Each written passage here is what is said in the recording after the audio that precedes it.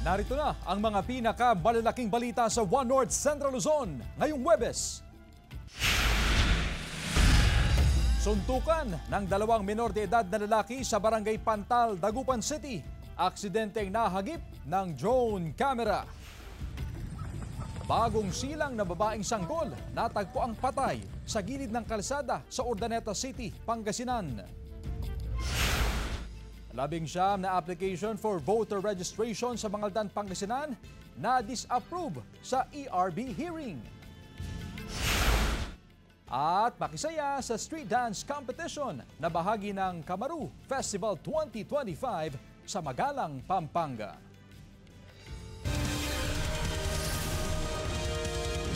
Ito ang GMA Regional TV, One North Central Luzon. Magandang hapon, ako si Chris Zuniga.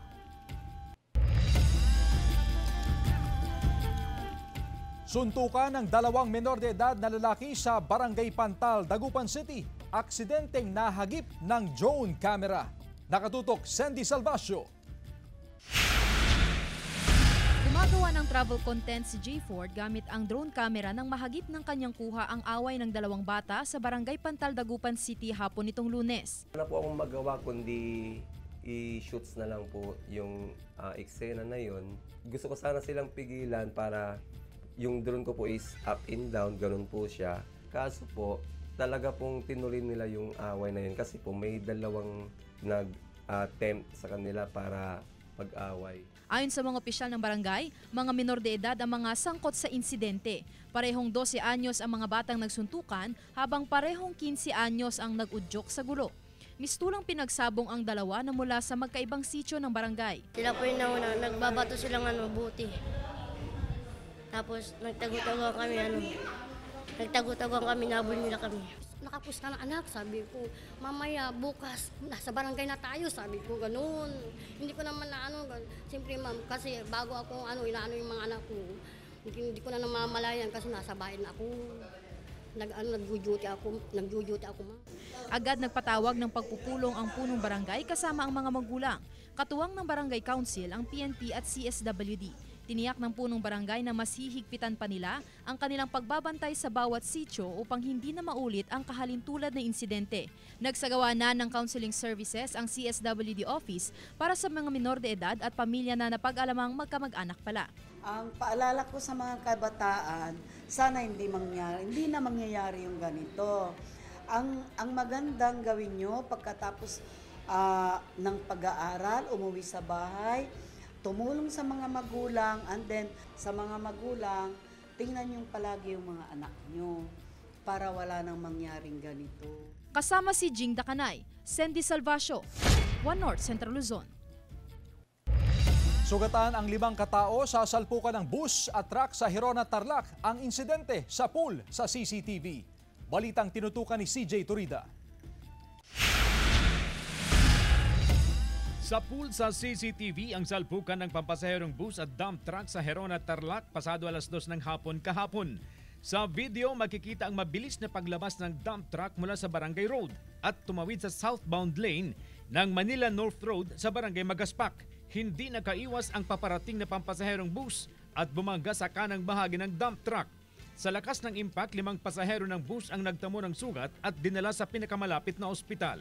Wala naman daw nasaktan sa lulan ng truck. Base doon sa CCTV po natin, talagang right of way yung mga nasa highways natin. Yung pagdating po doon sa dumiretso pa rin po yung truck doon sa intersection going to Paniki. North direction naman po siya. Iwas yung na may direct hit yung area po ng driver ng truck. Sa inisyal na investigasyon ng pulisya, biglang umarangkad ang dump truck dahilan para maharangan ang daraanan ng bus. Paalala ng pulisya sa lahat ng motorista, magdoble ingat sa pagmamaneho, lalo na sa mga intersection, at laging magbigay daan kapag tatawid sa mga pangunahing kalsada upang maiwasan ang aksidente.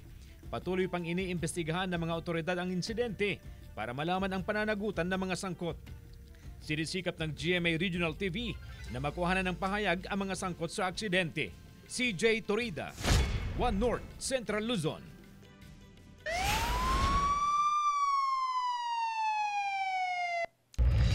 Bangkay ng isang bagong silang na babaeng sanggol natagpuan sa gilid ng kalsada sa Urdaneta City, Pangasinan. Naka-alerto Jewel Fernandez.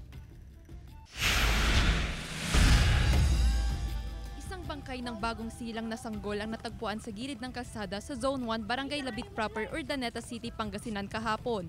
Nagtatanim umano ng gulay ang isang residente roon bandang alas 4 ng hapon nang makalanghap ng masangsang na amoy. Laking gulat niya nang tumambad ang bangkay ng sanggol. Nag-report siya agad sa barangay hall. Yung caretaker ng lupa na yon, nakita nila kasi magtatanim yata sila ng mga gulay doon sa bandang doon. Tapos pinaalam sa barangay. Tapos nag-grospin din naman yung mga barangay kagawad. Tapos pinaalam namin sa pulis. Kalunos-lunos ang sinapit ng sanggol. Wala na kasi ang kanang paa at kaliwang kamay na pinaniniwala ang kinain o tinangay ng hayop. Ayon sa barangay chairman, posibleng itinapon ng sanggol sa irrigation canal at napunta sa lugar kung saan ito natagpuan. Ito, lahat ng mga buntis, bawat zone, nakarehistro po sa barangay namin kasi yun ang trabaho ng BHW namin. Tapos pag mga anak na sila, kasama nila yung BHW na dinadala sa paanakan. Patuloy ang investigasyon ng Urdaneta City Police para matukoy kung sino ang responsable sa krimen. Lahat po ng possibility tinitingnan natin, kaya yung ating mga investigator ongoing yung pag-conduct ng investigation and even yung pag-backtrack ng mga if there is a CCTV na pwedeng makita kung sino talaga yung perpetrator on this incident. Inilibing na rin kaagad ang sanggol. Kasama si Daryl Peralta, Jewel Fernandez, One North Central Luzon. Dalawang palapag na bahay sa Tuguegarao City, Cagayan, nasunog. Narito ang report. Nagngangalit na apoy ang tumupok sa dalawang palapag na bahay na ito sa Sentro 12, Tuguegarao City sa Cagayan, pasado 1:00 ng madaling araw noong Martes. Walang naisalbang anumang gamit ang may-ari ng bahay. Sa salaysay ng 48 anyos na may-ari ng bahay, pinaniniwala ang nagmula ang apoy sa nag-spark na linya ng kuryente sa likod ng kanilang bahay. Tanong-tanong sa mga nakakita po, sir, sa second floor po. Pero ayon sa BFP, hindi pa nila tukoy kung doon nga nagmula ang sunog. Tinatayang aabot sa 150,000 pesos ang halaga ng danyos. Wala namang naiulat na nasaktan sa insidente. Nananawagan ngayon ng tulong ang pamilyang nasunugan. Paalala ng BFP sa publiko. Iwasan po yung pag-iwan ng mga nakatakpak na gamit, yung mga iluluto po. CJ Torida, One North Central Luzon.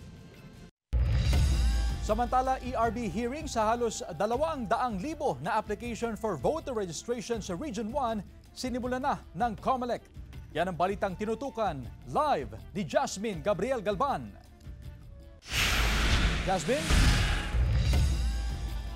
Chris, target ng COMELEC na matapos sa loob ng 5 araw ang ERB hearing para maisapinal na ang listahan ng mga botante para sa barangay at sangguniang kabataan elections. Sa tala ng COMELEC Region 1, aabot sa halos 200,000 ang bilang ng mga nagparehistro sa 10 araw na special registration isinagawa noong August 1 hanggang 10, 2025. Sinimulan na ngayong linggong Election Registration Board o ERB hearing. Ibig sabihin, susuriin o isasailalim sa validation kung approve o disapprove ang application for registration ng isang individual. Ang ERB ay binubuo ng election officer, civil registrar at DepEd. Yan ang ginawa ng mga election officers natin sa buong Pilipinas para makita at ma-determine kung sino-sino yung mga qualified at hindi qualified na mga registrants. Aabot sa halos 4,000 na nagparehistro sa Mangaldan, Pangasinan. Sa paunang tala ng ERB, 19 na hindi natanggap na aplikasyon. Karamihan sa mga ito, active voter pa sa bayan, habang ang iba naman ay nakarehistro sa ibang lugar. Isa-isa na silang nakausap ng election officer sa pamamagitan ng tawag sa telepono. Pero padadalhan pa rin sila ng COMELEC ng sulat kung saan formal na nakasaad na hindi naaprubahan ng kanilang application for registration. And actually, bago po namin sila talagang kinonsider na for this approval, tinawagan na namin sila. Kasi sa form nila, ito ang maganda ma'am, kasi meron ng contact number. Tinawagan namin sila, kinonform namin sila. Oo nga pala, nakarehistro ako doon. Dapat maabisuhan sila para alam nila na hindi sila ma'am yung na-approve. 5 araw ang deadline ng ERB hearing sa bawat bayan. Matapos ang ERB hearing ay maglalabas ng COMELEC ng pinalalistahan ng mga approved na application for voter registration. Chris, nakasunod pa rin ng COMELEC sa nakalatag na calendar of activities para sa BSKE. Bagamat kasi naaprubahan at napirmahan na ni Pangulong Ferdinand Bongbong Marcos Jr. yung batas na nagpapaliban sa BSKE, ay mayroon nakafile na petition sa Supreme Court. Chris? Maraming salamat, Jasmine Gabriel Galban. Philippine at Australian Army sumabak sa live fire drills sa Alon 2025 na ginanap sa Nueva Ecija. Silipin sa report.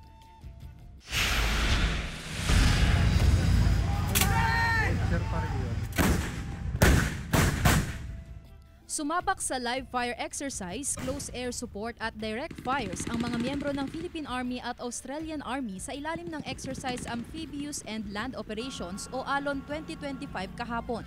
Ang isang bahagi ng pagsasanay ay isinagawa sa bulubundukin ng Barangay Canantong sa Laur, Nueva Ecija. Habang ang ikalawang bahagi nito ay sa firing range sa loob mismo ng Fort Magsaysay, Palayan City. The scenario is there's an ongoing counter-attack on the land forces, and we have here the fire support from both the Australian and Army howitzers.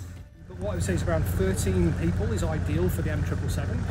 The Atmos, I think, is a bit of a smaller crew, and that's because it's a self-propelled weapon system, whereas the M777 is towed. Dito ay ipinakita ng mga sundalong Australiano at Pilipino ang kanilang mga kakayahan sa paggamit ng iba't ibang pampasabog at mga makabagong kagamitan. So we also have personnel on the ground, around 160 personnel, I think.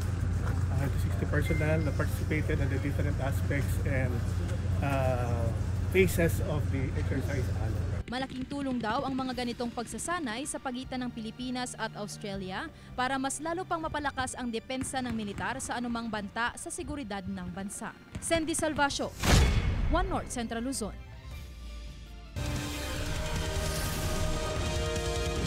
Ito ang GMA Regional TV, One North Central Luzon.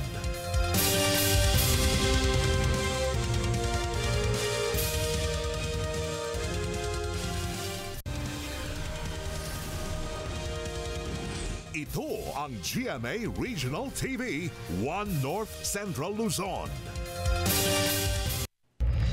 Patay ang 40 anyos na mangangaso ng aksidente umanong mabaril ng kapwa niya mangangaso sa Ilocos Norte. Tutukan sa report.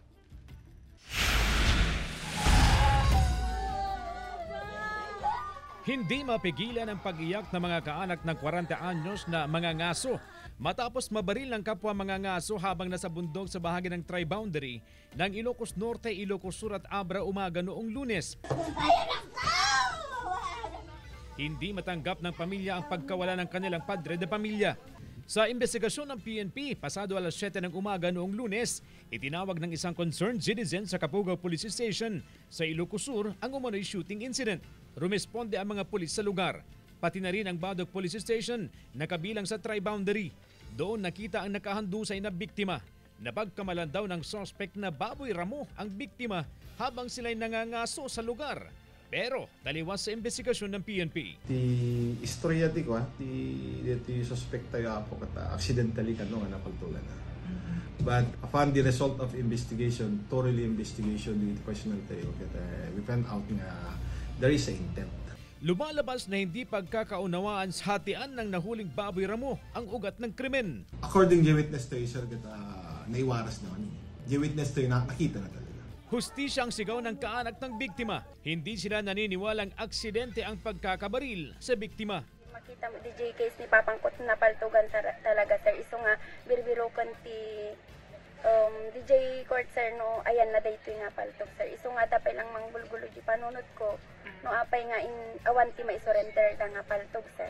Iso nga birbirokan ti hustisya na sir. Wala pang pahayag ang suspect na mahaharap sa kaukulang kaso. CJ Torida, One North Central Luzon. 16 anyos na dalagita na lunod sa Angalacan River sa Bangaldan, Pangasinan. Narito ang report. Mahal na mahal ka namin. Linggo ng umaga nang huling makita at makausap ni Rochelle ang kanyang 16 anyos na anak na si Laika. Masaya pa rin nilang nakasama si Laika nung linggo sa kanilang bahay sa barangay Barimangaldan, Pangasinan. Pero kagabi, nabalitaan na lang ng kanyang pamilya na nalunod si Laika sa Angalakan River sa barangay Usyom. Masakit po, mami. Lalo na hindi po namin nakausap. At nakita. Minsan lang po siya, ma'am, umuwi dito sa bahay namin, ma'am. Kasama niya, mamaslak, ma'am, yung mga barkada niya. Kwento ng ina, hindi masyadong naglalagi sa kanilang bahay ang anak. Lagi raw niyang kasama ang mga kaibigan. Masakit daw sa loob ng pamilya ang pagkamatay ni Laika. Sa investigasyon ng pulisya, bago maligo sa ilog ay nagkainuman pang biktima kasama ang kanyang barkada. Yung victim po, ma'am, na maligo. Allegedly, ma'am, yung victim natin is hindi siya marunong lumangoy.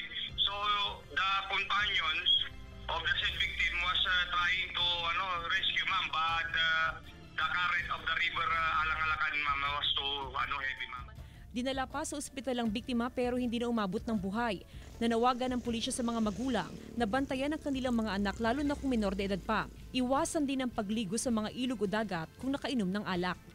Kasama si Henry Dominsil, Jasmine Gabriel Galban, One North Central Luzon. Paninita sa mga motoristang hindi nagsusuot ng helmet tuwing gabi, mahigpit na ipinatutupad ng poso sa Dagupan City. Sundan sa report. Balik sa 24 oras ang duty ng Public Order and Safety Office sa Dagupan City simula kagabi upang tiyakin ang kaligtasan ng mga residente at motoristang dumadaan sa lungsod. Pinagsisita ang mga motoristang hindi nakasuot ng helmet. Sa gabi, maraming bata na nagdadrive na walang helmet, walang lisensya. Kaya katulad yung kanina, nakita nyo na walang lisensya. May iwasan ng disgrasya. Halos puno na ng mga nakumpiskang mga motorsiklo ang impounding area dahil sa iba't ibang paglabag sa batas trapiko. Tiniketan din ng mga motoristang walang lisensya. Ayon sa motoristang si Kuya Luis, mainam na raw itong ginagawa ng poso para magtanda ang ilang mga driver na maingay at mabilis magpatakbo tuwing gabi. Malaki ang tulong nila eh. Nakasafety yung mga Mga iba walang lisensya yung mga ibang driver kasi.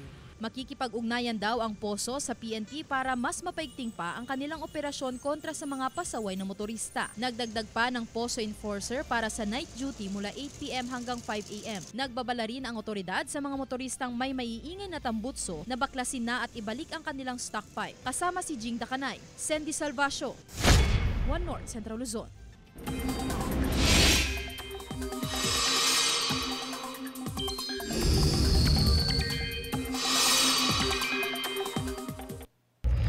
Mga kapuso, naging bagyo na yung low pressure area sa West Philippine Sea at pinangalan ng bagyong Jacinto. Sa latest bulletin, huling namataan ang sentro ng bagyo sa layong 480 kilometers kanluran ng Subic Bay, Zambales. Kumikilos ito pa west-northwest sa bilis na 20 kilometers per hour. Ayon sa Pag-asa, posible ngayong gabi ay makalabas na rin ito agad ng PAR at sunod na tumbukin ang Vietnam. Hinahatak ng bagyong Jacinto ang habagat na magdadala rin ng pag-ulan sa ilang bahagi ng bansa. Base sa datos sa Metro Weather, may tsansa rin ng kalat-kalat na ulan sa ilang bahagi ng Northern at Central Luzon. Malalakas ang ulan sa ilang probinsya kaya maging alerto pa rin. Posible rin ang pag-ulan sa iba pang bahagi ng bansa. Doxycycline Lane activated na sa San Fernando City, La Union para maiwasan ang pagtaas ng kaso ng leptospirosis sa syudad. Sundan sa report.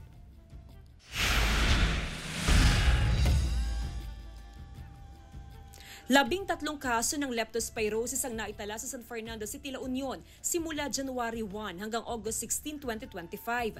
Isa na ang nasawi.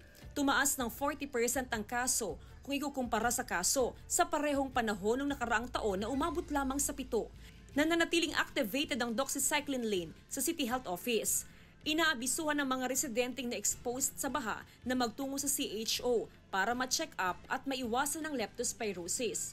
If they are aware na sila ay may history of flood wading, pwede silang dumiretso dito sa City Health Office, i-assess agad ng doktor, hindi na dadaan sa pila, kung ilang doxycycline ang matatanggap niya at saka yung follow-up. Bago pang naranasang baha sa syudad noong nakaraang buwan, namahagi na ang CHO ng mga prophylaxis sa iba't ibang barangay. Kung hindi rin nila nagahan ng pamamahagi ng gamot, posibleng mas mataas pang nitalang kaso ng leptospirosis sa lungsod. Malaking tulong daw sa mga residenteng pamamahagi ng gamot ng otoridad, lalo na sa mga nagtatrabaho sa bukid. Mapapabilis yung pag-usad ng pila. Tsaka makaka-uwi din po kami. Patuloy na hinihimok ng Health Authority ang publiko, lalo na ang mga hindi maiwasang lumusong sa baha na magtungo sa CHO upang magpakonsulta.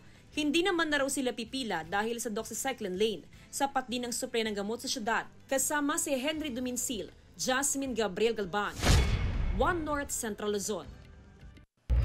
Samantala mga kapuso, maghanda na dahil may scheduled power interruption sa 4 na bayan sa Pangasinan sa araw ng Sabado, August 30, 2025. Makararanas ng 12 oras na kawalan ng supply ng kuryente sa bayan ng Bugalyon, Mga Tarem, Aguilar at ilang barangay sa Orbistondo. Magsisimula yan mula alas 6:15 ng umaga hanggang alas 6 ng gabi. Ito'y upang bigyang daan ang pagsasaayos ng ilang linya ng kuryente.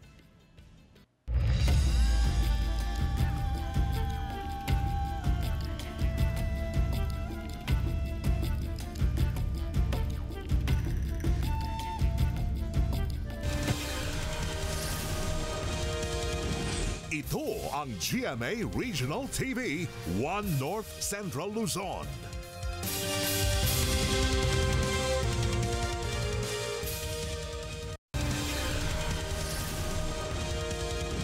Ito ang GMA Regional TV, One North Central Luzon. Sugatan sa pamamaril ang 42 anyos na lalaking may-ari ng Resto Bar sa San Jacinto, Pangasinan. Tutukan sa report. Sugatan ng 42 anyos na lalaking may-ari ng Resto Bar matapos pagbabarilin ng riding in tandem suspect sa San Jacinto, Pangasinan. Mag-alas 4 ng madaling araw kanina na mangyari ang krimen. Kadarating lang ng biktima dito sa lugar para sunduin ang kanyang misis na may-ari ng Resto Bar. Wala pang 1 minuto nang dumating ang mga suspect at pinagbabaril ang biktima. Bigla nang umalingaw yung putok 6 na beses. Kaya nagising ako. Pagkalabas naman namin, nakahiga na si bayaw ko dito. Dinala sa ospital ang biktima na may 3 tama ng kalibre 45 baril sa katawan. Maayos nang lagay ng biktima ayon sa PNP. Tukoy na raw ang suspect sa krimen. Nakilala ng biktima at ibang testigo ang suspect. Personal na alitan ang nakikitang motibo sa pamamaril. May nakuha na tayong information based sa mga statement ng mga nakakita ng witness. And based sa rin ng victim natin during sa pagdala ng hospital, may nabanggit siyang tao na although hindi niya totally nakita yung mukha is na niya yung figure ng tao. Sa ngayon, tuloy-tuloy ang manhunt operation ng otoridad sa suspect. Kasama si Henry Duminsil, Jasmine Gabriel Galban, One North Central Luzon.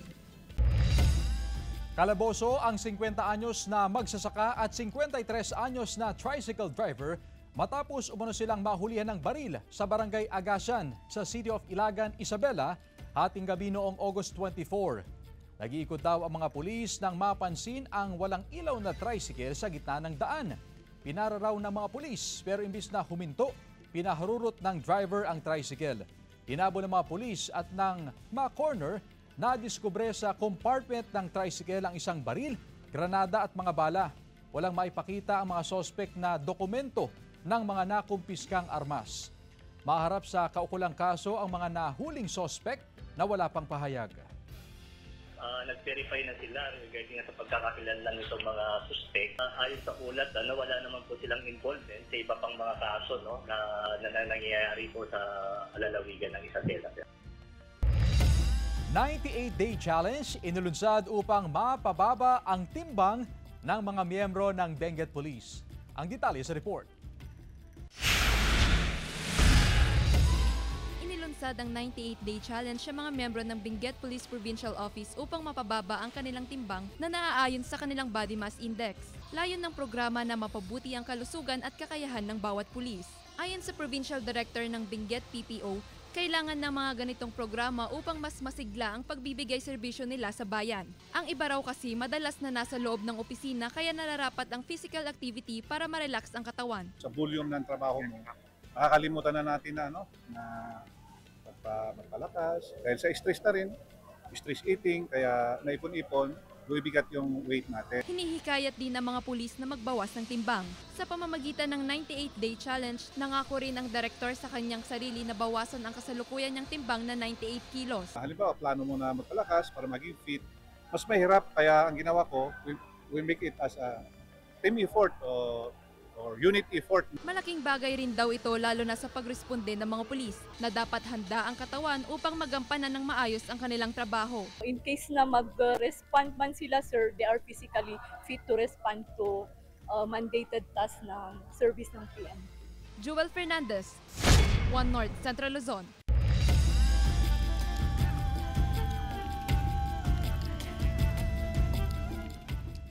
Baguio-based singer-songwriter na si Plume at sparkle artist Akira Kurata may bagong single. Silipin sa report. Muling nagbabalik ang Baguio-based singer-songwriter na si Plume with his newest single under Gemi Music na Panaginip. Ginamitan umano ni Plume ng fun and upbeat instruments ang kanta upang maitago ang masakit na lyrics nito. It's about someone who's having a lot of regret dahil sa mga nangyari sa buhay niya, sa mga ginawa niya sa buhay.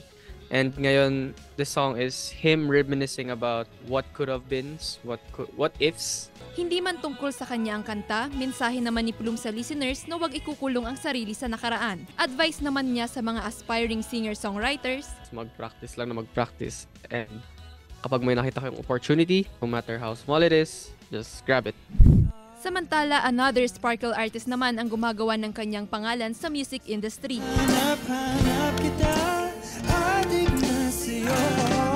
Yan ang nakakakilig at refreshing debut single ni Akira Kurata na Dahil Sa'yo under Gemi playlist. About a person po na may gusto or like crush or parang admire sa isang tao.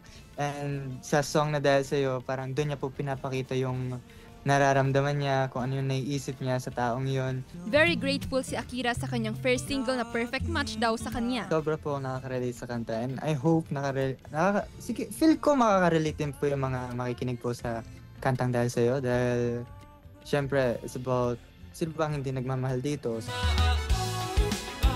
Mapapakinggan na ang Panaginip at Dahil Sa'yo sa lahat ng music digital platforms worldwide. Jewel Fernandez, One North, Central Luzon.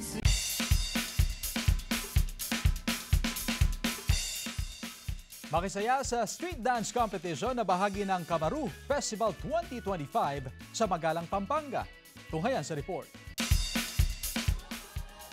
O yan na rin Kamaru. It's the time of the year, kapuso, kung saan nagsisilabasan ang iba't ibang bersyon ng itsura ng Kamaru sa bayan ng Magalang sa Pampanga. Napuno ng saya, indakan at makukulay na kasuotan ang mga lansangan sa tapat ng munisipyo ng Magalang sa ginanap na street dance competition para sa taunang piyestang Kamaru 2025. May mga grupo na ginawang headdress ang Kamaru. Mayroon ding ilan na nagmistula ang Kamaru at tumatalon-talon pa. Very enjoyable and exciting yung mga tao. Tingnan mo, ang daming nanonood. Kapag piyesta sa amin, inaabangan talaga yung Kamaru Festival na yan. Ayon sa LGU, ang piyestang Kamaru ay higit pa sa isang pista. Ito ay pagkakataon upang ipakita ang pagkakaisa at talento ng bayan ng Magalang. It's not just dancing. It is symbolic of Kamaru and Magalang. Meaning na lahat sila sumasayaw pero dapat sa isang direksyon papunta. Lahat sila sabay-sabay. Dahil sa angking ganda ng selebrasyon, ang Piyestang Kamaru ay pinangalanan bilang Best Festival in Central Luzon ng Department of Tourism. Para sa mga taga-Magalang, ang Piyestang Kamaru ay hindi lamang nagpapakita ng kasiyahan ng mga Kapampangan. Dahil tulad ng Kamaru, ito rin ay sumisimbolo ng sipag, tiyaga at tatag ng mga Magalenyo tungo sa patuloy na progreso. Sandy Salvacio, One North, Central Luzon. Samantala, mapapanood niyo po ang episode na ito at iba pang pinakahuling lokal na balita sa official website ng GMA Regional TV, www.gmaregionaltv.com. Pwede rin kayong bumisita sa aming official YouTube channel, GMA Regional TV, at i-click ang subscribe button para sa pinakamainit na balita mula sa mga rehiyon. Nais din naming pasalamatan ang mga kapuso sa Hilaga at Gitnang Luzon, maging ang mga kapuso natin abroad. Dahil sa GMA Regional TV, local news matters. At yan ang mga pinakamalaki at pinakahuling balita sa Hilaga at Gitnang Luzon. Maraming salamat sa pagsama sa amin pati na ang mga kapuso sa ibang bansa na tumutok sa mga balita sa rehiyon. Ako po si Chris Zuniga. Kami, ang GMA Regional TV, 1 North Central Luzon. Buong puwersa para sa mas malaking misyon at mas malawak na paglilingkod sa bayan.